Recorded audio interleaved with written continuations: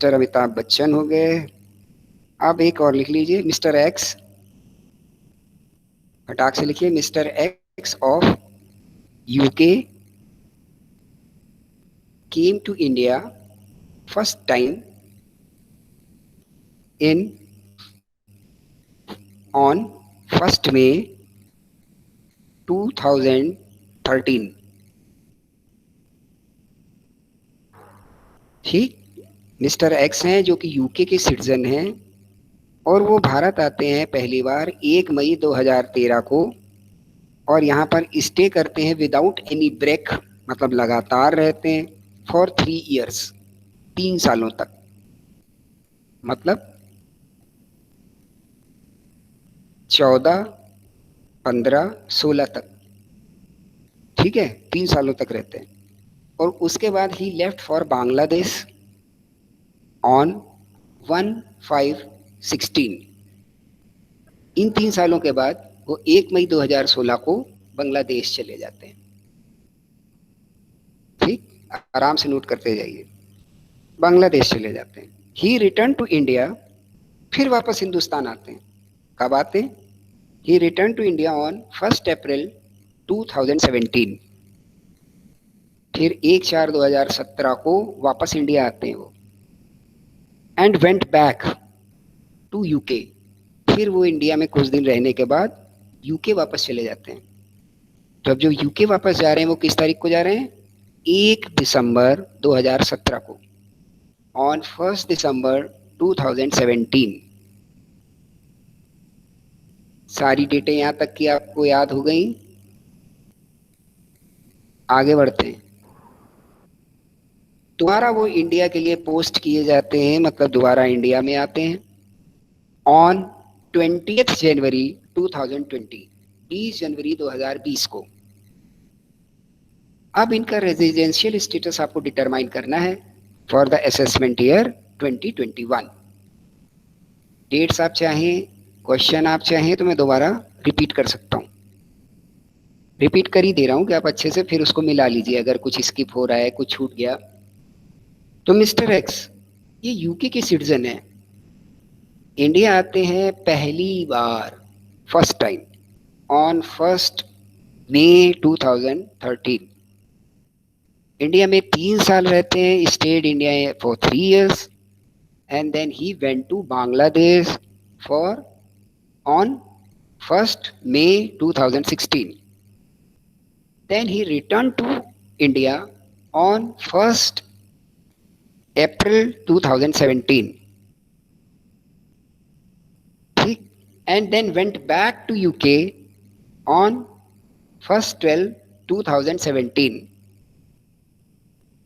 और फिर वापस इंडिया आ जाते हैं on 20 January 2020। Determine his residential status for the assessment year 2021। किसी डेट पे कोई कंफ्यूजन? No sir.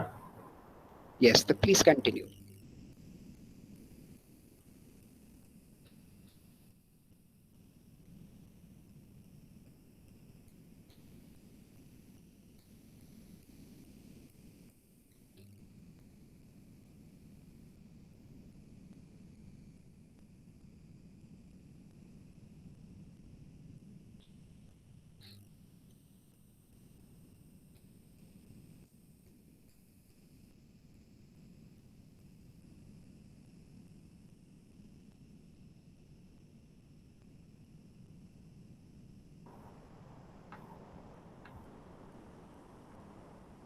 सर ये तो एनआरआई पर्सन है ना? ओ सॉरी, एनआरआई तो, फॉरेनर पर्सन है ये तो। हाँ फॉरेनर सिटीजन है, यूके का सिटीजन है, बताया था मैंने आपको। तो ये तो फाइनेंशियल ईयर और सॉरी प्रीवियस ईयर 1920 में केवल 41 डेज ही प्रेजेंट रहे इंडिया में। हाँ हाँ, आप अपना सारा कैलकुलेशन के साथ बताइए। हाँ 40 दिन रहे अगर, ठीक है। तो ये तो नॉन रेजिडेंट हुए उस प्रीवियस ईयर में। इनको अच्छा नॉन रेजिडेंट ही बोलेंगे उस प्रीवियस ईयर के लिए। अच्छा, केवल 41 के कारण इसको आप और वैलिडेट कर सकते हैं अपनी स्टेटमेंट को। if any person to whom you are answering, he just countering you with the question, what are the reason or what are the basis on which you have just declared this person Mr. X of the UK, who's the citizen of UK, as NR? क्या जवाब होगा आपका?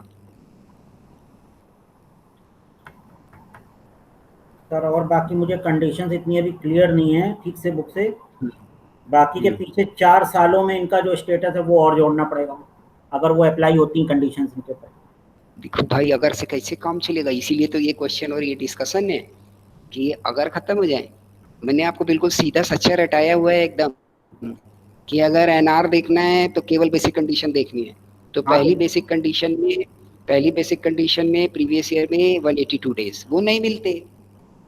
दूसरी basic condition में previous year में 60 days वो भी नहीं मिलते। तो अब भले 365 दिन हो गए प्रीसीडिंग ईयर में, व्हाट इट्स मैटर, क्योंकि तो दोनों एक साथ होने चाहिए थे ना, कि 365 days in the preceding 4 years as well as 60 days in a previous year। तो प्रीवियस ईयर में जब 60 डेज मिल ही नहीं रहे हैं तो सेकंड बेसिक कंडीशन भी अप्लाई नहीं होगी, भले 365 दिन वो रह लिए हों, उससे क्या मतलब। प्रीवियस ईयर में तो 60 डेज नहीं है, तो सेकंड बेसिक कंडीशन भी अप्लाई नहीं होगी, फर्स्ट कंडीशन भी अप्लाई नहीं होगी, क्योंकि 182 डेज नहीं हो रहे इन द प्रीवियस ईयर। तो जब दोनों बेसिक कंडीशन अप्लाई नहीं होंगी देन इट इज एनआर। ये जवाब आपको देना है, because both the basic condition are not satisfying. That is why this person is NR, because his stay in the India in the previous year is mere 41 days, which not fulfill the conditions of the stay regarding 60 days in a previous year as per the condition 2 and 182 days as per the condition 1। बस इतनी सी बात है, हमको जाना ही नहीं पीछे preceding की, और हमारा काम केवल प्रीवियस ईयर से इस क्वेश्चन में चल गया। ये बड़ा आसान था। देखते जाइए डिग्री ऑफ क्वेश्चन क्या है। पहले वाले ने आपसे ये जानने की कोशिश की कि आपको बेसिक कंडीशन कितनी क्लियर है, साथ में एक्सेप्शन कितनी क्लियर है। इस क्वेश्चन ने आपसे ये जानने की कोशिश की कि आपको बेसिक कंडीशन कितनी क्लियर है, बस। एडिशनल पे तो अभी हम गए नहीं। ठीक, तो ये दो एग्जाम्पल बहुत हैं। अगर एग्जाम होता है और आपको क्वेश्चन आते हैं तो ऐसे छोटे छोटे क्वेश्चन आ सकते हैं आपके लिए, तो इनकी प्रैक्टिस कर लीजिएगा जरूर। फिर कोई डाउट रहे तो आप पूछ सकते हैं। तो अब आगे बढ़ जाते हैं हम लोग, या आपके पास कोई डाउट हो आप में से किसी के पास तो उसको पहले पूछ ले रेजिडेंस से रिलेटेड, वरना रेजिडेंस को बनाने का पर्पस क्या है ये अब आगे डिस्कस करेंगे। कोई क्वेरी है बेटा किसी के भी पास? Yes Archita, have you any query? No sir. Okay, then we proceed further. तो अब आपने ये जान लिया कि ए पर्सन की 3 कैटेगरी होती है। क्लियर? आप 2 मिनट के लिए मेरी बात जो सुनिएगा उसको हमेशा याद रखिएगा। ये 3 तरीके के पर्सन को अगर हम अलमारी के 3 खाने मान लें, जैसे कई जगहों पे होता है कि यार एक अलमारी है, वो 2 भाइयों को इस्तेमाल करनी है और उसमें कुछ खाने हैं, तो वो लोग आपस में नहीं सेट कर लेते हैं कुछ, यार ऊपर के 2 तेरे तो नीचे 2 मेरे, और तूने मेरी शर्ट मेरे ये वाले मेरे नीचे वाले खाने में क्यों घुसा दी। अगर आप ऐसी किसी चीज को शेयर कर रहे हैं तो ये सब होता है ना। तो इन 3 पर्सन को आप ऐसे मान लीजिए कि ये 3 अलग अलग ब्लॉक हैं, या एक ये अलमीरा है उसके 3 कॉलम है। ठीक, अब आपको करना क्या है कि वो कुछ नेचर ऑफ बताएगा आपको इनकम जनरेट होने के, और उनको केवल पुट कर देना है इस खाने में उठा उठा के। इतना आसान काम है। You have identify the incidence of the tax regarding the scope of income, कि इनकम का स्कोप कहाँ से है और उसके ऊपर किस तरीके से टैक्स लगना है, मतलब कौन सा पर्सन उसके लिए टैक्सेबल होगा। Means type scope of income को आपको केवल उन खानों में रख देना है। तो आपको नोट करने पड़ेंगे ये सारी चीज़ें। ठीक, आप एक फॉर्मेट बनाइए जिसमें 3 कॉलम दे दीजिए। R means the O R, ordinarily resident. दूसरा कॉलम आपका होना चाहिए NOR, नॉट ऑर्डिनरीली रेजिडेंट। तीसरा कॉलम होना चाहिए NR, नॉन रेजिडेंट। ठीक, ये छोटे छोटे तो 3 कॉलम हो गए। उसके बाद क्या होगा, बड़ी साइड में आपका पर्टिकुलर होना चाहिए कि अब हम ये जानेंगे कि ये जो इनकम हो रही है इसको पहचाने हम, स्कोप इसका पहचाने, फिर उसके बाद इसकी इंसिडेंसी टुवर्ड्स द टैक्स देखें कि किस किस तरीके के पर्सन इसमें टैक्सेबल हो जाएंगे। तो पहली income, the income received in India whether accrue और अराइजन इन इंडिया और आउटसाइड इंडिया। पहला पॉइंट है, अच्छे से समझ लीजिए, अच्छे से लिख लीजिए। इनकम की रिसीविंग इंडिया में हो, वो चाहे भारत में पैदा हुई हो या भारत के बाहर पैदा हुई हो, ये स्कोप हो गया इनकम का। इसमें तीनों पर्सन टैक्सेबल होंगे, तीनों के आगे राइट राइट राइट या यस यस यस का निशान लगा दीजिए। अब ये इनकम की वैल्यू क्या है, ये अलग सब्जेक्ट है कि वो क्वेश्चन आपको बताएगा कि ये इनकम यहाँ पैदा हुई या वहाँ हुई थी, यहाँ मिली। तो आपको ये पॉइंट्स ध्यान रखने हैं बस। और आपने वो ढूंढ ही लिया तो एक अगर बड़ा क्वेश्चन बन जाए आपके लिए 10-12 नंबर का, कि जिसमें रेजिडेंटशिप भी ढूंढनी है और स्कोप ऑफ इनकम भी आपको दिए हैं, तो इससे आसान क्वेश्चन आपको इनकम टैक्स में मिलेगा नहीं। ठीक, इससे आसान क्वेश्चन इनकम टैक्स में मिलेगा नहीं। आगे सैलरी के, बिजनेस के, कैपिटल गेन के, इसके सबके न्यूमेरिकल्स कठिन होते चले जाएंगे। यहाँ कुछ नहीं करना है, रेजिडेंट ढूंढने के आपने सिंपल तरीके देख लिए, इसमें दिनों को जोड़ना घटाना है और आप रेजिडेंट ढूंढ लेंगे और वहाँ स्कोप ऑफ इनकम में वो आपको सेट फिगर दे देगा, उनको उन उन जगहों पे फिट कर देना है बस और टोटल लगा देना। ठीक, बड़ा आसान काम है। तो जल्दी से देखते हैं हम लोग।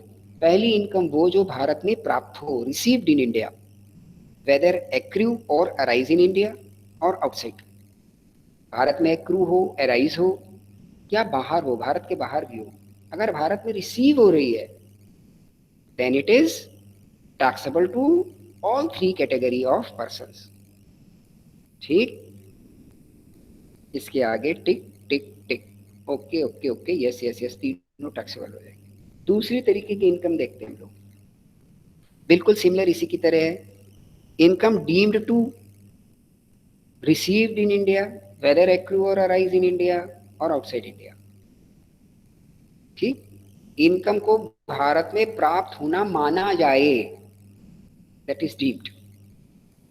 ठीक, भले वो भारत में पैदा हुई हो या भारत के बाहर पैदा हुई हो, इनमें भी तीनों पर्सन टैक्सेबल है।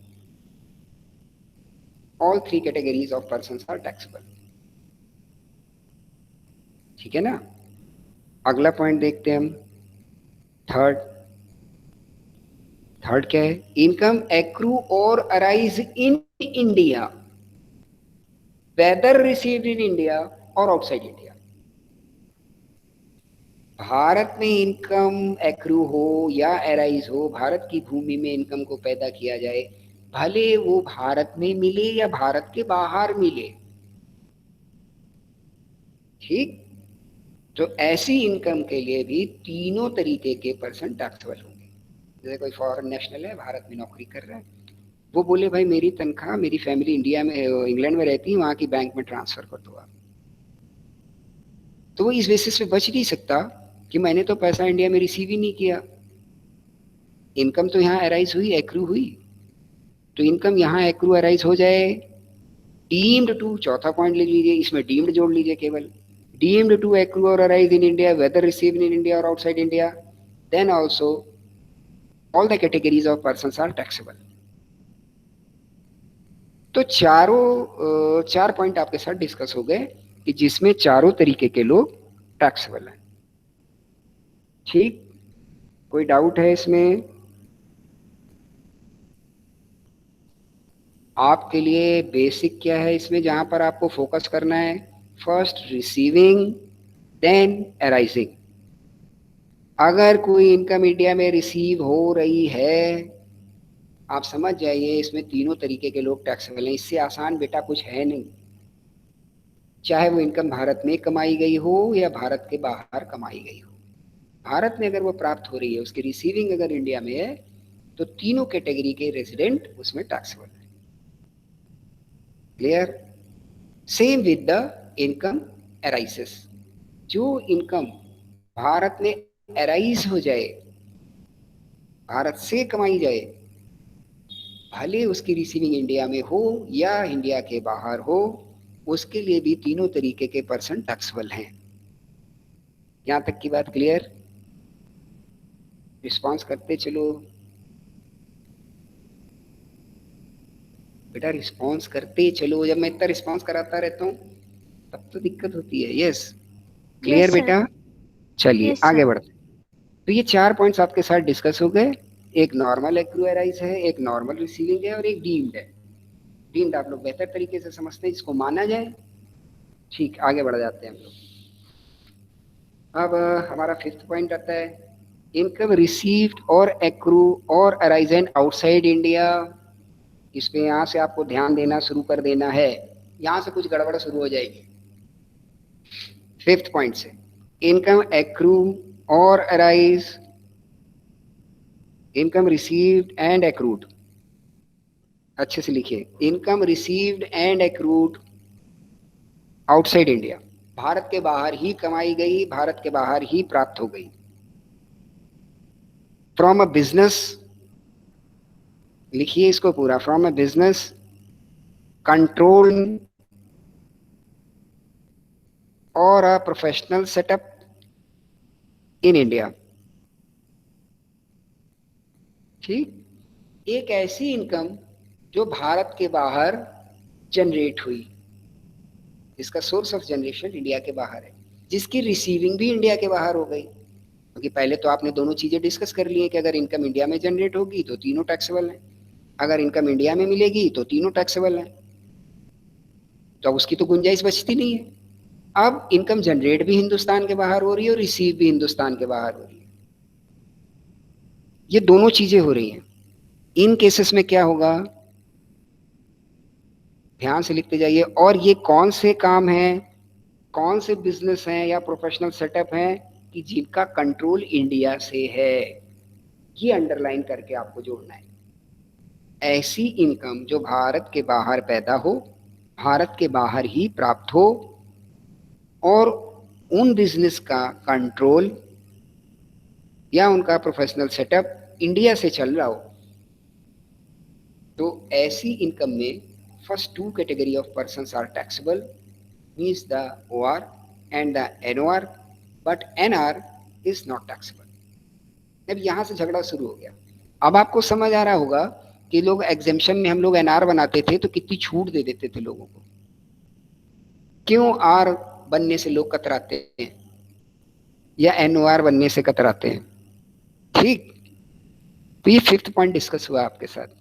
कोई डाउट है फिफ्थ पे तो आप पहले पूछ लीजिए, फिर आगे बढ़ेंगे। यस बेटा, any doubt on fifth point? No sir.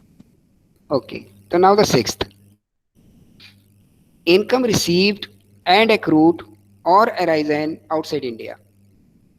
ठीक है, बाहर ही जनरेट हो रही है, बाहर ही मिल रही है। From a business control, from a business control from outside India and professional setup is also out of India। एक ऐसी इनकम है जो बाहर ही जनरेट हो, बाहर ही मिल जाए, उस बिजनेस का कंट्रोल और प्रोफेशनल सेटअप भी हिंदुस्तान के बाहर का ही है। तो अगर ऐसा सब कुछ है तो उस केस में भी ओआर टैक्सेबल है और एनओआर और एनआर टैक्सेबल नहीं है। अच्छे से भैया इसको नोट करना, यही सारी गलतियां होती हैं। फिफ्थ क्या था कि फिफ्थ और फिफ्थ और सिक्स्थ का डिफरेंस मैं डिस्कस कर रहा हूँ। पहले फोर्थ तो बहुत आसान है, आपको केवल रिसीविंग और एराइजन को पकड़ना है। ये अगर हिंदुस्तान के अंदर हो रहा है तो तीनों कैटेगरी के लोग टैक्सेबल हैं। एराइजन और रिसीविंग दोनों हिंदुस्तान के बाहर हैं, लेकिन जिस जगह से ये एराइजन हो रहा है उसका कंट्रोल, बिजनेस कंट्रोल इंडिया से है या प्रोफेशनल सेटअप का कंट्रोल इंडिया से है, then first two category of persons are taxable and NR is non taxable। अब इसी की दूसरी सिचुएशन आती है कि if such income is arisen and received outside India and control of business or the professional setup is also out of India, then only OR is taxable and NOR or NR is non taxable। ठीक साहब, यहां तक की सारी बातें ठीक? चलिए 7 point देखते हैं हम लोग। इनकम रिसीव एंड एक्रूड और arisen outside India from any other source. अभी तो उसने बिजनेस के कंट्रोल से रिलेटेड बात कर दी आपसे। अब बोलता है किसी भी तरीके से हिंदुस्तान के बाहर कोई इनकम आपको जनरेट हो और मिल जाए। आप यूके गए, यूएस गए, कहीं गए आप, और आपको मन हुआ कि लो मैं एक लॉटरी टिकट खरीद लेता हूँ, वो लॉटरी निकल गई। This is any other source. ना आप वहाँ कोई बिजनेस कर रहे थे, ना आप वहाँ कोई नौकरी कर रहे थे, तो बिजनेस कंट्रोल और प्रोफेशनल सेटअप की बात ही नहीं आती। तो उसने बोला any type of income arisen और receive outside India, any type of any other source. तो इसमें केवल ओआर टैक्सेबल है और एनआर और एनओआर टैक्सेबल नहीं है। Is it clear? Yes sir. Okay, now last point, income accrue और arisen and received outside India in earlier years. एक एक बात को लिखते जाना भाई। In the earlier years but later on such income is remitted to India during the previous year, then all these cases, all 3 persons are non taxable। बात समझ आ गई है कि इनकम भारत के बाहर हुई हो, भारत के बाहर ही मिली हो, लेकिन पिछले सालों की हो, इस साल की ना हो, और वो इस साल भारत भेज दी जाए, तो उसमें तीनों नॉन टैक्सेबल हैं। क्योंकि इनकम टैक्स किस चीज़ की बात करता है? प्रीवियस ईयर की। तो अगर पिछले सालों की है तो प्रीवियस ईयर की नहीं है। तो अगर प्रीवियस ईयर की इनकम में, जिस साल की इनकम है जहाँ पे आपने उसको अब आप रेमिट कर रहे हो, उस समय आपने नहीं बताया, तो उस साल का रेजिडेंशियल स्टेटस हम आपका देखेंगे और उस साल का स्कोप ऑफ इनकम देखेंगे कि नेचर क्या था और आपका रेजिडेंशियल स्टेटस क्या है। उस हिसाब से हम आपको टैक्सेबल बनाएंगे, और जितनी आपकी डीले है उसके हिसाब से जो भी पेनल्टी या जो भी एक्स्ट्रा चार्ज आपके ऊपर लग सकते हैं, जो भी प्रोसीडिंग्स हैं, जो प्रोविजंस हैं एज पर द टैक्स लॉ, वो एप्लीकेबल हो। Clear? Any doubt? No doubt sir. तो ये कुछ स्कोप्स हैं बेटा। अब जो ये मैंने लिखा दिए, इसके लिए मैं आपको आराम से 2-3 मिनट का समय दे रहा हूँ। बहुत अच्छे से इनको रिवाइज कर लीजिए, और उसके बाद कोई क्वेरी जनरेट हो रही हो तो उसको पूछ लीजिए, because this is the foundation. ये फाउंडेशन है और बड़ी आसान फाउंडेशन है। इसके ऊपर बस केवल ब्रिज डालना है, आपको 1-2 क्वेश्चन करा देने हैं, बस ये टॉपिक आपका खत्म। इससे आसान टॉपिक मुझे इनकम टैक्स के सिलेबस में कोई लगता नहीं है।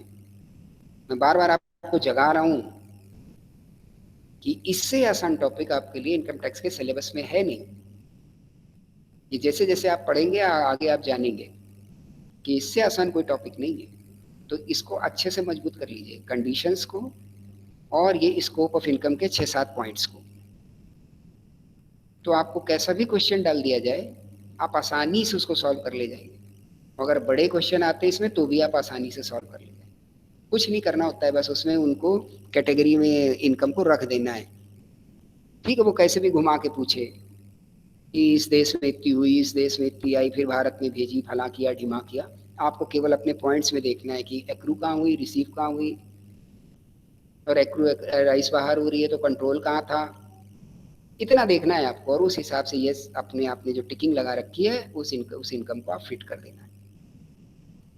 तो फटाफट से आप उसको रिवाइज करें। हाँ, एक बात मैं और बताना चाहूंगा इसमें आपको, कि जो ये रिसीविंग वर्ड आया है, इसमें आपको ध्यान देना कि receiving means the first time receiving. First time ये रिसीविंग तब एप्लीकेबल है कि जो वो रिसीविंग फर्स्ट टाइम हो। जैसे कोई बाहर नौकरी कर रहा है, तो वो जो उसको सैलरी मिल रही है, अगर वो बोलता है इंडिया ट्रांसफर कर दो, तो वो पहली बार में इंडिया ट्रांसफर हो रही हो। ये नहीं है कि उसको वहां मिल गई उसके बाद यहाँ आ रही है, तो दैट इज नॉट रिसीविंग। उसको हम मानेंगे इनकम एक्रू और arise and receive outside India. ठीक, तो रिसीविंग फर्स्ट टाइम, तो वो फिर रेमिटेंस हो गया कि आपको बाहर मिला और आपने यहाँ भेजा, then it is a remittance. और ट्रांसफर, कुछ भी नाम दे सकते हैं आप उसको। ठीक, तो receiving is always of first time. तो जल्दी से इनको रिवाइज करिए, और कुछ भी डाउट आ रहा है किसी तरीके का तो उसको रेस कर लो बेटा, जल्दी फटाफट। 2-3 मिनट आप ले लीजिए, तब तक मैं माइक बंद कर देता हूँ जिससे आपको डिस्टरबेंस ना हो।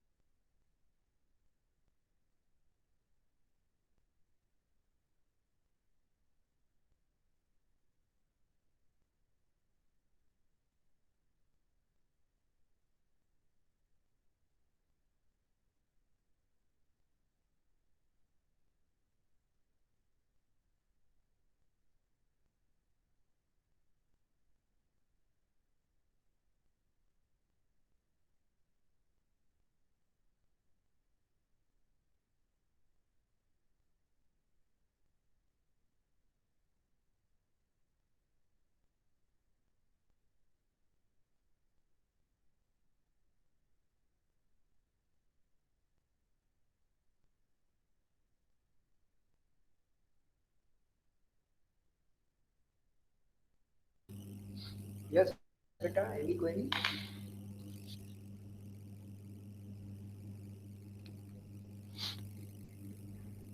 हाँ जी बच्चों, कोई क्वेरी है? No sir. बड़ी अच्छी बात है यार, इतनी तेजी से आप सीखोगे तो मुझे लग रहा है कि बड़े कम समय में हम लोग का सिलेबस पूरा कवर हो जाएगा। वेरी गुड, बहुत अच्छी बात है। तो एक काम करिए आप फटाफट से,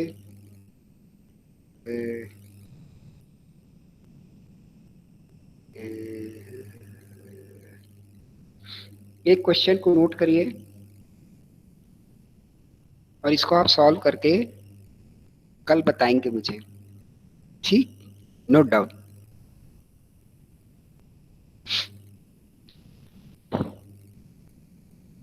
yes, mister Y has the following incomes in the previous year 1920। 1920 के प्रीवियस ईयर में मिस्टर वाई को कुछ इनकम थी। अब वो कौन कौन सी इनकम थी वो मैं आपको दिखाने जा रहा हूं, फिर उसके बाद आपको क्या करना है ये बताया जाएगा। तो carefully, very carefully you have to note down. Point 1, income from salary in India. Income from salary in India from a company, ठीक? 50,000, 50,000। Okay, second point, dividend in gross, dividend in gross from an Indian company received in England and spent there। कोई, मैंने बोला कोई भी भाषा वो लिखे, आपको अपने पॉइंट में उसको केवल देखना है। अराइज, रिसीव्ड, इनसाइड, आउटसाइड, इन चारों पे उसको तौलना है और केवल फिट करना है, भाषा कोई भी बनाए हो। डिविडेंड, सेकंड हाँ पॉइंट बेटा है बोलो। Dividend in gross from an Indian company. हाँ, from an Indian company received in England and spent there 10,000, 10,000।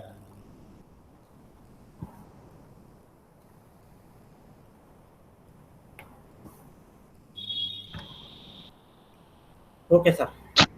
Okay. Third, income from the house property in India received in Pakistan,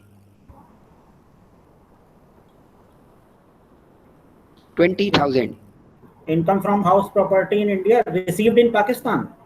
Yes, rupees 20,000. Dividend from a foreign company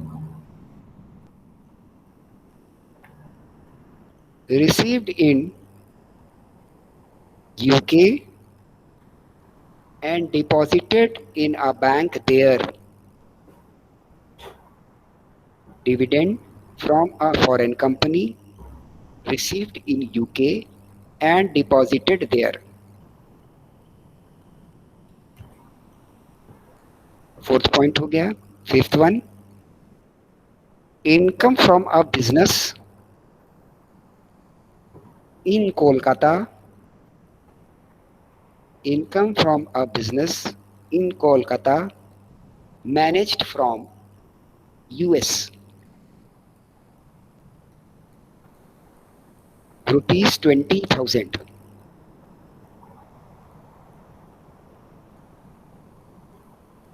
Next point, income from a business in USA. Income from a business in US. Bracket में आपको लिखना है such business is controlled by Kanpur.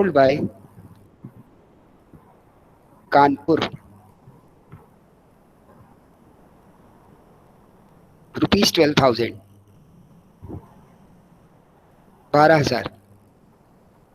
अगला point है, फिर मैं दोहरा दूंगा, अभी आप लिखते जाइए, जो भी कुछ कंफ्यूजन है 2 बार 3 बार आराम से बता दूंगा.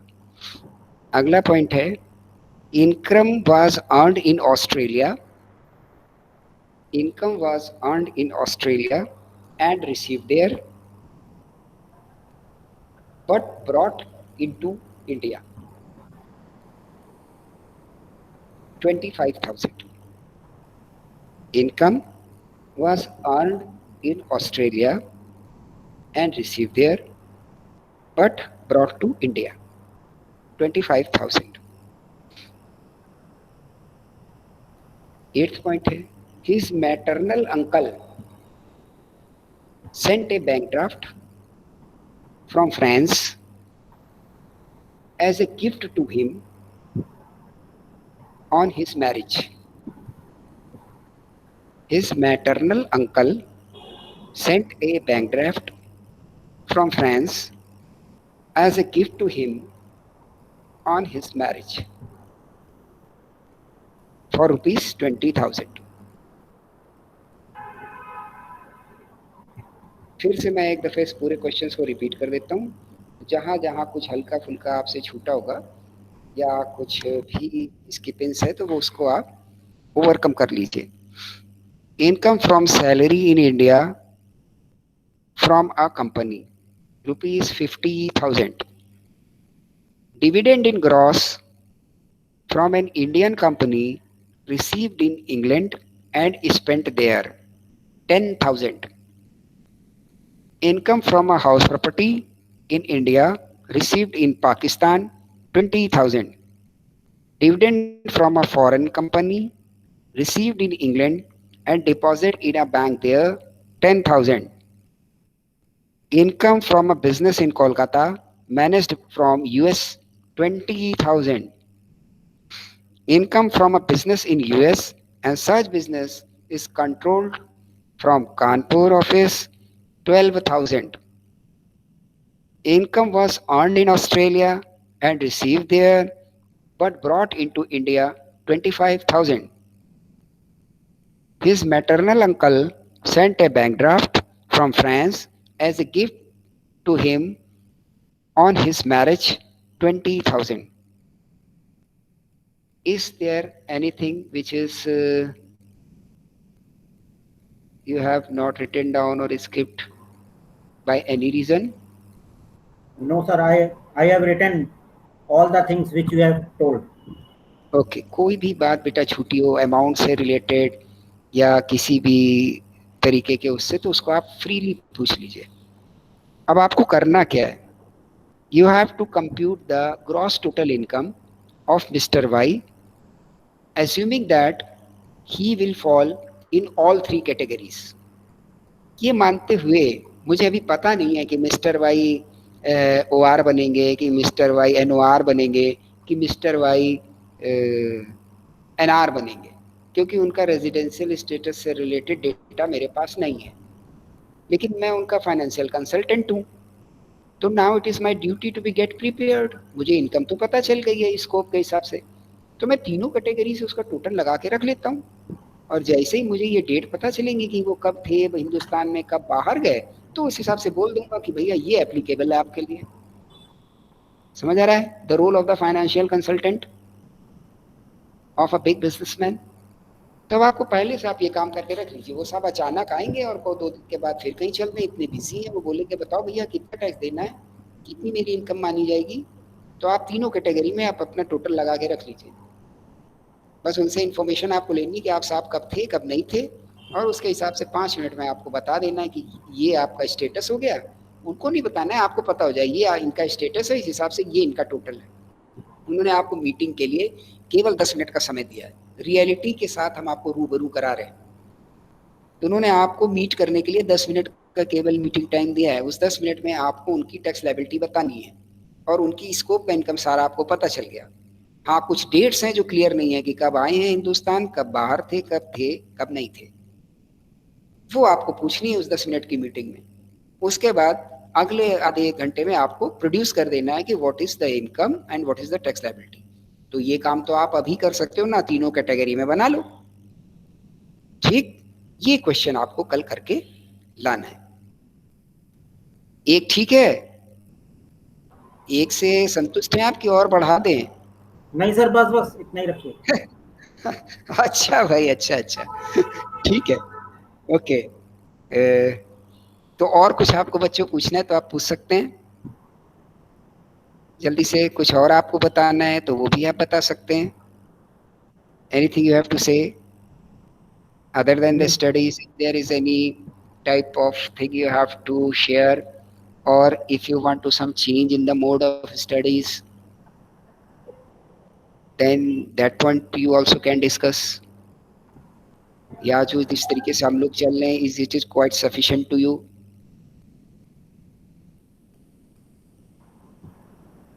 सर इतना सफिशिएंट है सब कुछ, क्योंकि काफी लेक्चर्स तो हमारे आपके साथ हो चुके हैं, तो इससे आपको आइडिया भी हो गया होगा कि किस तरीके से हम लोग चलने वाले हैं, कैसे सिलेबस को कवर करने वाले हैं। आप इसमें कोई चेंज चाहते हो, किसी तरीके से आपको लगता है कि और बेहतर हो सकता है, तो वो आप बता सकते हैं। फिर अगर मैं उसको इंक्लूड कर सकता हूँगा तो कर लूँगा। ठीक, या आपको लग रहा है कि इससे आपका काम हो जाता है, then it is too good. सर ये जो इनकम रिसीव्ड एक्रूड वाला है अंडर सेक्शंस 5, 9, इसका एक चार्टिंग होता है सर। हाँ, उसको आप जो है डाल दीजिएगा, अच्छा, तो सबको आसानी हो जाएगी। नहीं तो ये क्वेश्चन सॉल्व नहीं हो पाएंगे, सबके किसी के पास ना बुक है ठीक से, ना कुछ है अभी। तो बेटा सबको जागना भी तो पड़ेगा, ज्वाइन भी तो करना पड़ेगा धीरे धीरे। वो सब क्या नेक्स्ट आपकी जो क्लासेस अब स्टार्ट होंगी ना नेक्स्ट वीक में, सब लोग ज्वाइन हो जाएंगे उसमें सब। हाँ, क्योंकि आप खुद देख रहे हो कि अगर केवल बुक से काम हो सकता होता तो मैं ये बार बार बोलता नहीं, क्योंकि आपकी नहीं, इससे हम निकल के आए हैं। केवल और बुक से मुझे तो नहीं होगा, पता है, डेमोन्स्ट्रेशन बहुत जरूरी है इसमें एक सर का। ये डिमॉन्स्ट्रेशन के अलावा what I feel the discussion is too much necessary, कि उनको समझना yes, कैसे है आपको यार। विदाउट डिस्कशन तो इनकम टैक्स पढ़ ही नहीं सकते। हाँ, अब आपको डिमॉन्स्ट्रेशन क्या है, इस क्वेश्चन को सॉल्व करके एक पीपीटी पे हम दिखा दें, उससे भी आपका कल्याण नहीं होगा, क्योंकि सोल्यूशन भी आपको बुक में मिल जाएंगे। बात तो ये कि how these things are applied, बस इतने से आपका कल्याण हो जाएगा। ठीक, तो चलिए खैर मैं इसकी पिक 6 को देखता हूँ कि कितनी जल्दी आपके लिए अरेंज हो सकती है। Anything else you have to say, और anybody of the class can say? Sir ये जो एग्जामिनेशन आपकी आगे होंगे हम लोग के इनकम टैक्स के, इसमें ये जो प्रीवियस ईयर था 2021 इसी के ही क्वेश्चन हाँ। सेट होंगे ना? होना तो यही चाहिए, होगा ये। और आप चिंता मत करिए, आप आखिरी तक अगर जुड़े रहेंगे तो फर्दर अपडेटेड जो चीज़ें हैं वो भी मैं आपको बता दूंगा कि क्या अपडेशन हो गए हैं, ठीक? तो आपको दिक्कत नहीं होगी। नए हिसाब से क्या अपडेशन हो गए हैं ये भी बता देंगे, लेकिन आपके सिलेबस के हिसाब से अभी यही चलेगा। और बेस में आप ये मान के चलिए कि at least 90% of things are same and continue, वैसी ही चलती हैं। 10% में जो ये नए रेट्स आ गए और कुछ और चेंजेस आए नए फाइनेंशियल एक्ट में, उसमें क्या इंक्लूड होता है वो एक नई बात है, वो फर्दर डिस्कस हो जाएगी आपसे एट द एंड कि क्या चेंजेस आपको करने हैं, ठीक? पहले मजबूत तो जाइए आप। Okay, anything else? Nothing sir. Okay, चलिए जी, then thank you very much. Have a nice day for all of you. Thank you बेटा, जी सर। थैंक यू बेटा, थैंक यू।